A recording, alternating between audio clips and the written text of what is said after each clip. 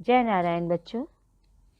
आज हम लोग कार्यालयी हिंदी और रचनात्मक लेखन के अंतर्गत शब्दकोश विषय को समझेंगे।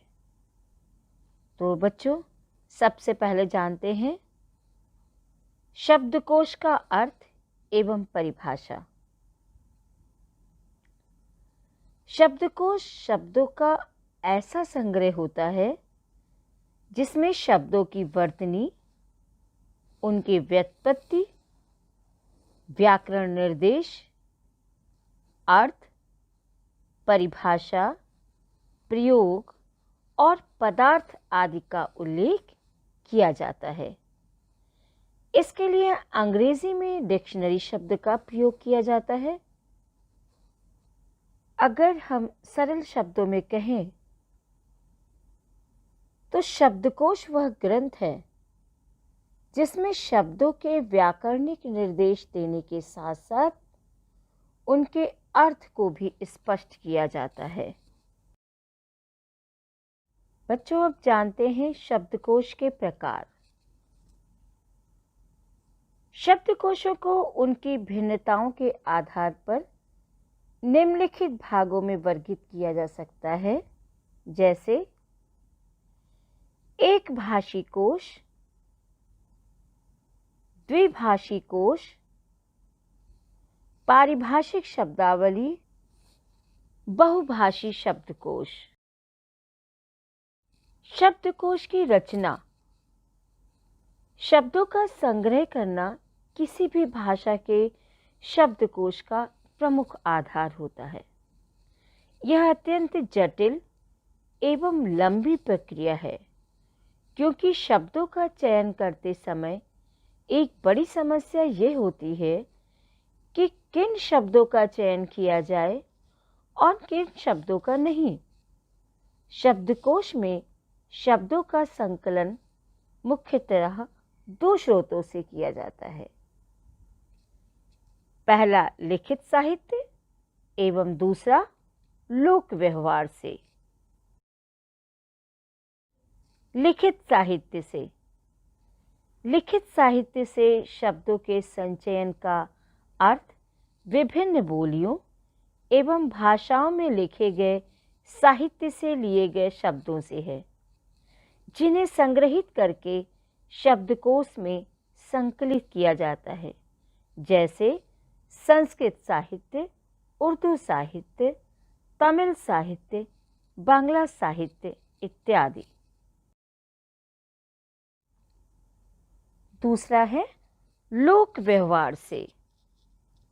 लोक व्यवहार से अभिप्राय लोगों द्वारा परस्पर बातें करते समय प्रयोग किए जाने वाले विशिष्ट शब्दों से है, जो उनकी भाषा के महत्वपूर्ण अंग बन गए होते हैं तथा जो विभिन्न लोक भाषाओं या बोलियों अथवा विभिन्न संस्कृतियों से संपर्क स्थापित होने के कारण निर्मित होते हैं तथा प्रयोग किए जाते हैं, जैसे इंग्लिश, इंफोटेनमेंट इत्यादि। शब्दकोश में शब्दों की व्यवस्था।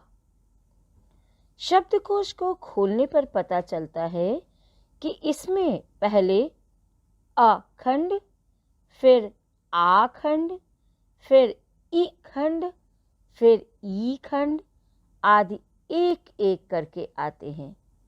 इसका आखिरी खंड औ खंड है। यहाँ तक के खंड को स्वर खंड भी कहा जाता है। इसके उपरांत व्यंजन खंड की शुरुआत होती है। इसका पहला खंड का खंड है, जिसमें विभिन्न उपखंड होते हैं। इनमें पहला उपखंड का उपखंड तत्पश्चात क्रमशः का, कि, कु, कू, क्रि, के, कै, को, कौ उपखंड आते हैं। शब्दकोश में संयुक्ताक्षर। शब्दकोश में कौ उपखंड के बाद का उपखंड शुरू हो जाता है। इसमें क्या, क्यारी आदि शब्दों से आगे बढ़ते हुए दोनों क और र से बने संयुक्त अक्षर क्र से शुरू होने वाले शब्दों क्रंदन और क्रंदित के बाद क्र का नंबर आता है, जैसे क्रम, क्रमशः इत्यादि शब्द आते हैं। इसके बाद क्र का क्रि इत्यादि से प्रारंभ होने वाले शब्द आते हैं। शब्दकोश में संयुक्त व्यंजन हिंदी वर्णमाला में छ, त्र, ज्ञ और श्रा 4 संयुक्त व्यंजन हैं।